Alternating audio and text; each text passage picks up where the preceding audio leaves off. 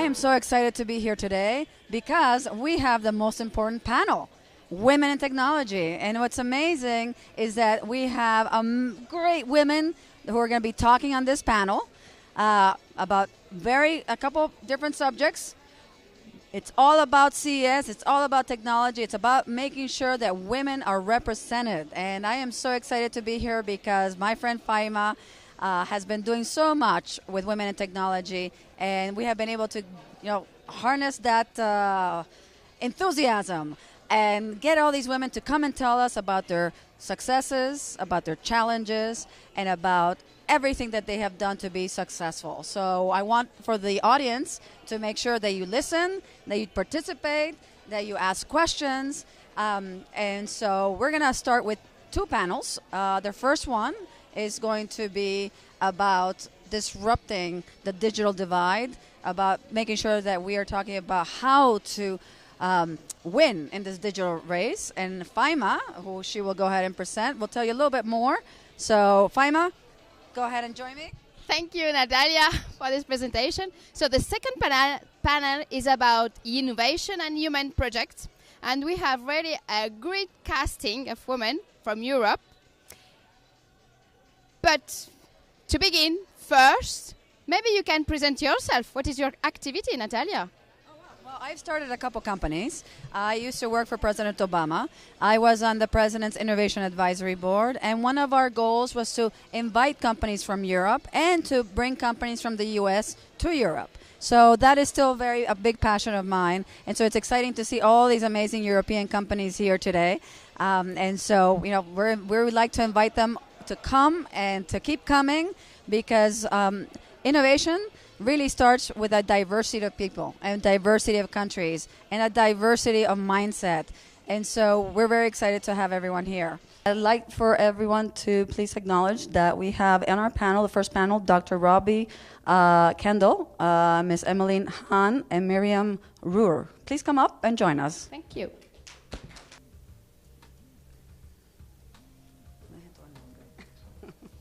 Have a seat where you want.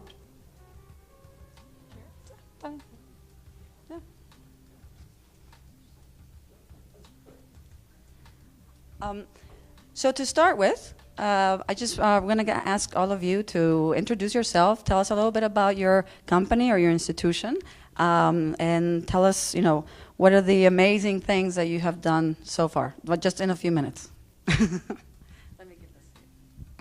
Hi, my name is Miriam. I'm actually from Spain and also from here. I was born here in the US. And I live in New York, and I'm program director for UrbanX. And UrbanX is a venture accelerator for urban tech startups. And it was founded by the BMW Group, by Mini. And what we do is that we help startups get off the ground. We invest in them, and we help them grow through a program that lasts 5 months.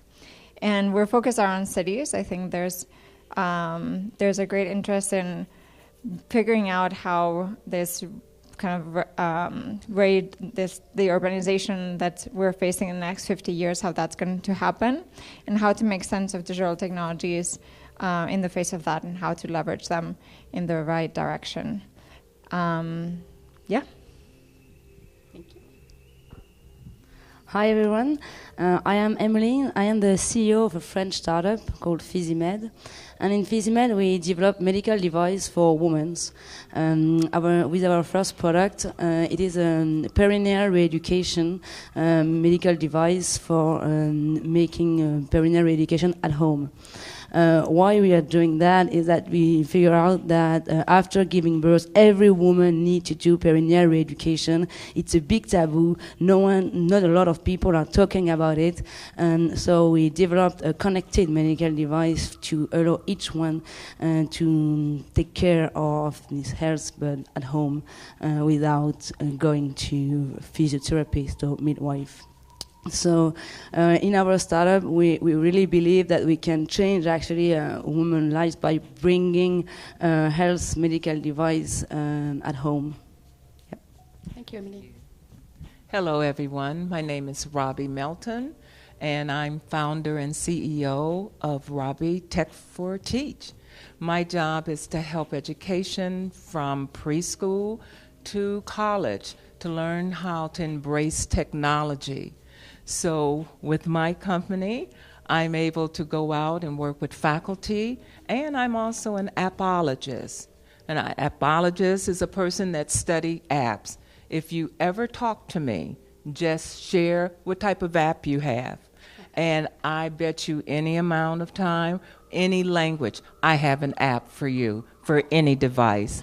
So life is good. And thank you. Yes. A lot of accomplishments up here on the stage. We're going to talk a little bit about the race for digital. Everything is about technology. Today at CES, you don't take one booth after the other. It has to do with technology. What's interesting is that we still, 35% of the companies just in the U.S. still are not up to par with the technology review, with digitizing everything, with the digital opportunities and so on. So there's a tremendous amount of opportunities. And I, when we were trying to start apps, it turns out that more women were being hired because of the graphics, the graphic design, and they were like, women tend to be a lot more perceptive in that sense. So we started a whole teach women to code that came out of a colleague of mine at the White House, and wonderful opportunities to be able to bridge that divide. So digitally speaking, if you can tell us a little bit about your challenges or some of the opportunities that you've seen, and just to give an example, Netflix. People know who Netflix is? Well, Netflix used to be just a tiny little company that used to send things on the mail with no contract. Here, I don't know if you have so much cable contracts so much in Europe, and you probably do, but here we don't like the cable guys so much. And so Netflix presented an entire opportunity for you to think outside the box. Now everyone has to stream, right? If you don't know, if you're a TV producer that doesn't offer streaming or is not up to that level of innovation, you're going to get left behind. And so I'd like to tell me a little bit about what you're doing and how you've been able to bridge that in your experiences. Great. Well, as I said, UrbanX is an initiative by the BMW Group. And as you can probably guess, the BMW Group is facing a lot of changes. So it used to be that to take a car from concept to the street, to implementation and being able to sell it, it would take 7 years. And now in the next 7 years, they probably have to think about how to go from a product-based company selling cars to being able to develop services around them, and they need to transform to a different kind of technology, electrical vehicles, and they could also become autonomous or start to implement different kinds of autonomous technologies. So they're facing a lot of changes, some of them digital, some of them not. But I guess the function of UrbanX is to be able to be closer to where innovation is happening, so closer to startups, and to look beyond what mobility is. So I think one thing that we find often is that, or one of the insights before starting UrbanX was that if you just look at your own industry, you're always going to be behind in things that are already happening.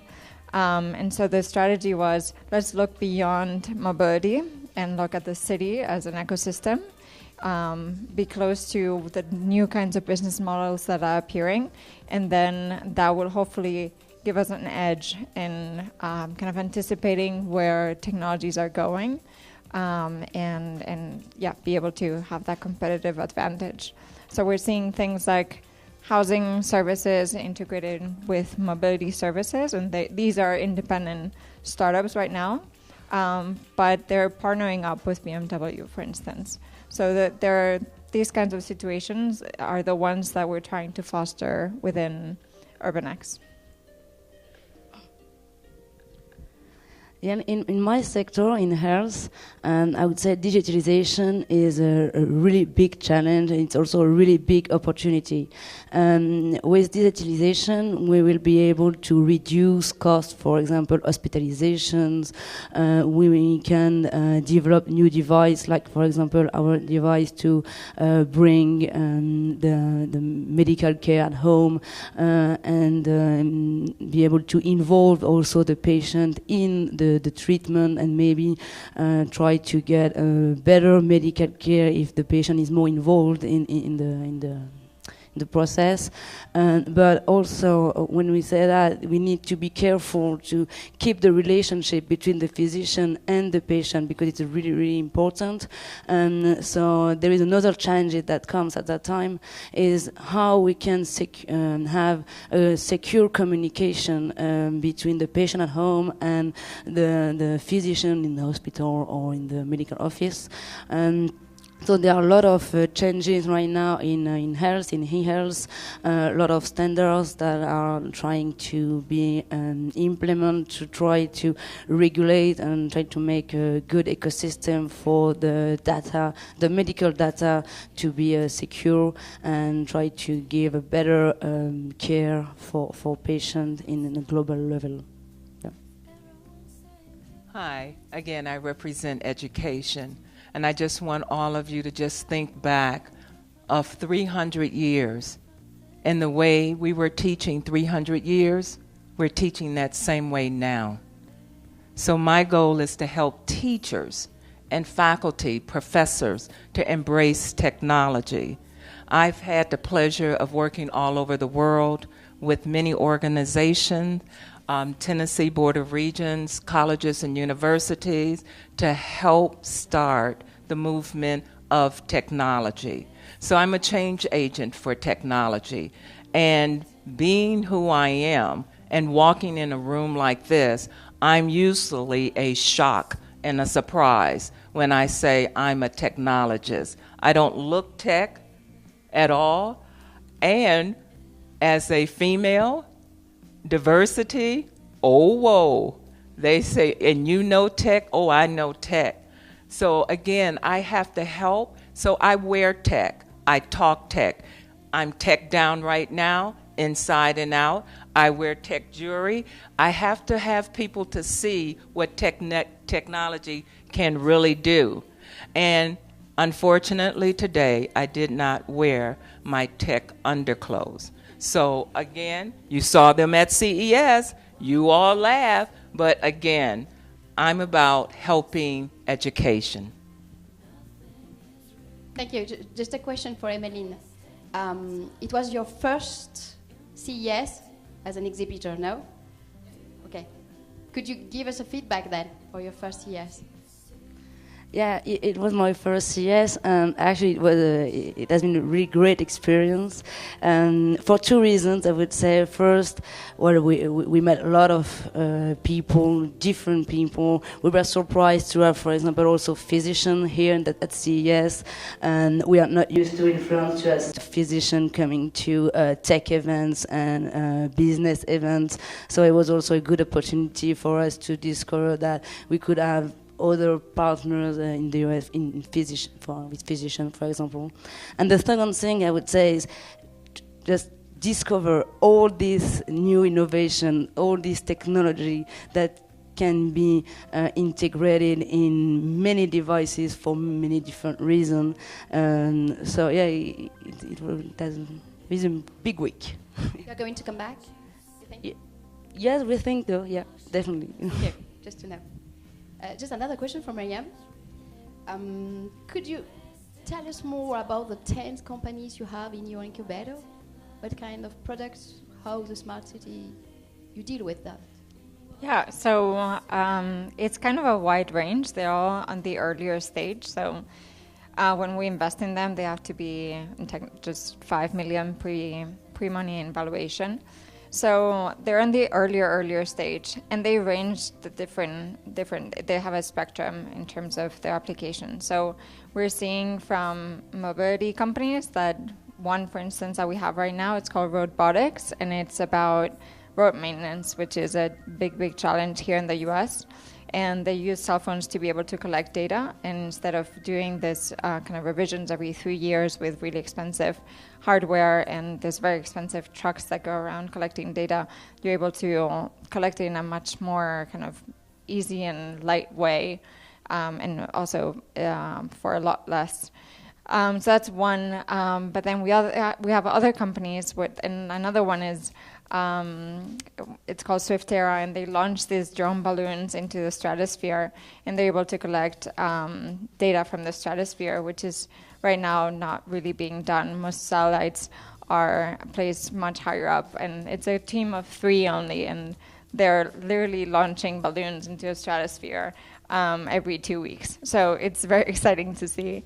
But other more kind of close to home startups are, for instance, one that's called Hosta, and they help make renovations easy. So I think it's like 1 out of, there are like these crazy statistics about how many couples get divorced during renovation, or at least have important arguments. And they basically, they allow for you to take pictures of a space, and then based on those pictures or video, they create a digital model, a 3D model, and then it integrates with different kinds of furniture companies to facilitate the whole renovation process. Thank you. Do you want to add something? No? Yeah, I think so. I guess I'm a seasoned CES. I've been coming to CES for 10 years.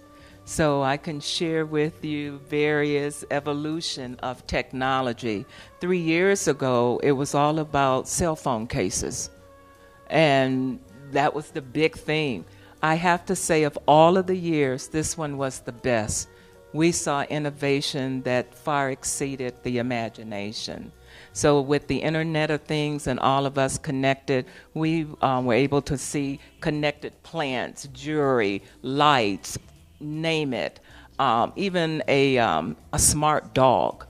So with that, this has been the best year of all. Any question from the attendees? You don't want? You are tired, exhausted. You don't want to speak. Oh, Please. Thank you.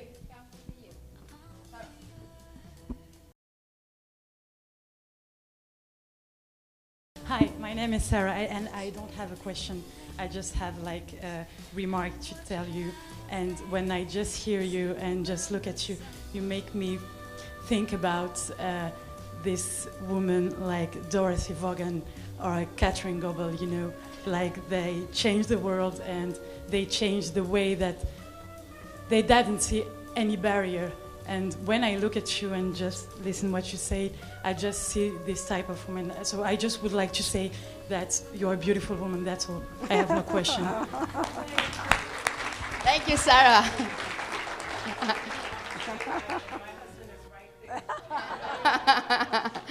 I love it. Thank you so much. And that leads also to our next question on what were the challenges, right? I know I have a long list of challenges that I've gone through in order for me to launch tech companies, you know, especially in an area of energy. Few women, I was like the 1%.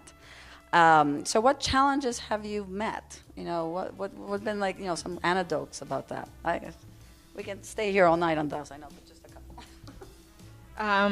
So in my case specifically, so for us is venture capital, and within our space, I think last year only 2% of the capital invested went to female founders, which is outrageous, obviously, and only 7% of the top 100 venture capital firms have female co-founders. So, and out of the people who I work with, the 4 other partners are male.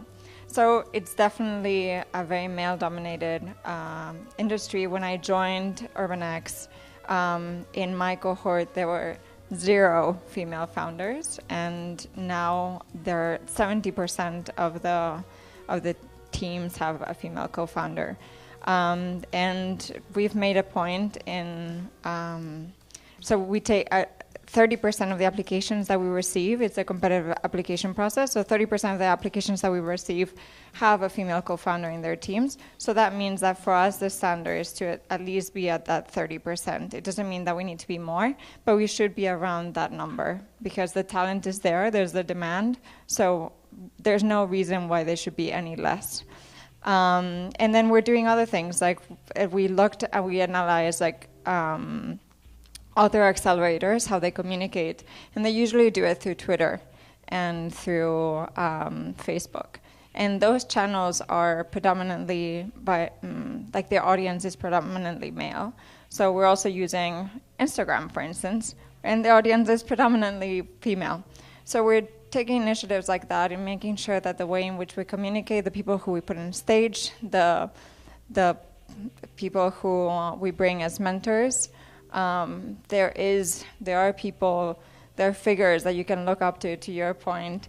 There are people that if there's a young woman thinking, should I apply, should I not apply, there are people that they see in the ecosystem that they can relate to and that they can look up to and have a conversation with. So those are things that I think we're working on, and it's an open conversation. I feel like I'm lucky to be in an organization where we can address these topics very openly and take initiatives on it. For my situation, I think there are two challenges. The first, in the problem we address is a big taboo. We are talking about urinary incontinence after giving birth, so no one is really talking about that. So it's the first things, and the second one is. We could say, okay, it's Emmeline, it's the female CEO, it's female stuff, and then in our team, actually, we are 4 co-founders, and I am only woman. So we created a team, and it's not just a woman things that we just we address a woman problem. We are men and women, and then when we want to raise money, or when we went to different partners, we are talking to men actually. So they need to understand the problem. At first, they just laugh about this problem, and then after they just figure out how big is the market, how big is the problem. But it's a bit hard for us to make them understand that there is big opportunity there. Well, you know, I have many, but I'll just share with you just 2 of the challenges, and that's to empower young girls. To give you all a situation, we tend to enhance and congratulate young men when they have computers. However, I have noticed throughout the nation, when young ladies have their cell phones, and they're always on the cell phone, twitting, social media, we don't consider that technology. But when you look at those cell phones and understand how they are using it, even with the social media and how they can contact people all over the world, please know what they have in their hands today is more technology than what we in the U.S. sent the man to the moon. In other words, that cell phone is a powerful teaching and learning tool. So as a challenge, it's helping people to understand.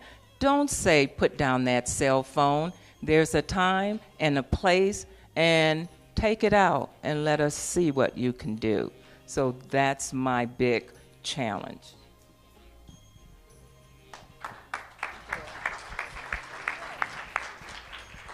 So we like to open it up to the audience. Do folks have a question, a comment, an idea? So we're going to flow then. We're going to say thank you for the 3 of you. Thank you so much.